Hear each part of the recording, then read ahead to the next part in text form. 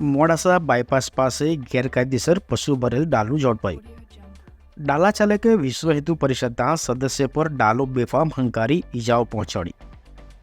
ડાલાથી ઈજાઓ પહોંચતા ઈજાગ્રસ્તને મોડાસા સાર્વજનિક હોસ્પિટલમાં ખસેડાયા.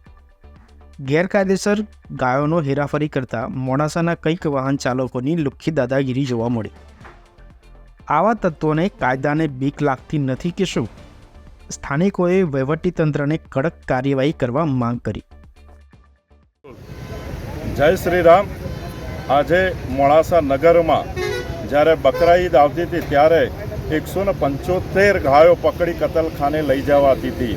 તો પણ આજે તંત્ર ઘોર નીંદમાં સૂઈ રહ્યું છે. આજે પણ મોડાસા નગરમાં સહયોગ ચોકડી ઉપર ગૌવંશ પકડાયું છે કતલખાને લઈ જતા. તો તંત્ર શું કરી રહ્યું છે? આટલું બધું ગૌવંશ કટિંગ થાય છે ત્યાં સુધી શું કરે છે તંત્ર?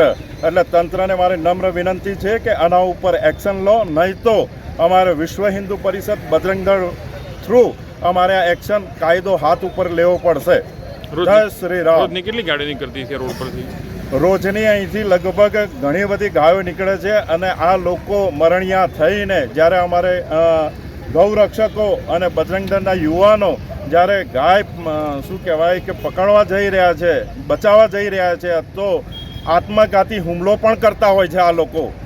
એટલે હું ગૃહ વિભાગને અને અરવલ્લી જિલ્લા પોલીસ વડાને નમ્ર વિનંતી કરું છું કે આવા આ બનાવો ના બને. કારણ કે હવે હિન્દુ સમાજ જાગૃત થયો છે. કંઈક ને કંઈક અરવલ્લી જિલ્લામાં કોઈક માથાકૂટ થાય એ પહેલાં તંત્રને નમ્ર વિનંતી છે, પોલીસ વડાને નમ્ર વિનંતી છે કે આપ આના ઉપર એક્શન લો. ગાય માતાને અમારે બચાવી છે. ગાય માતા હિન્દુ સમાજની દેવી છે.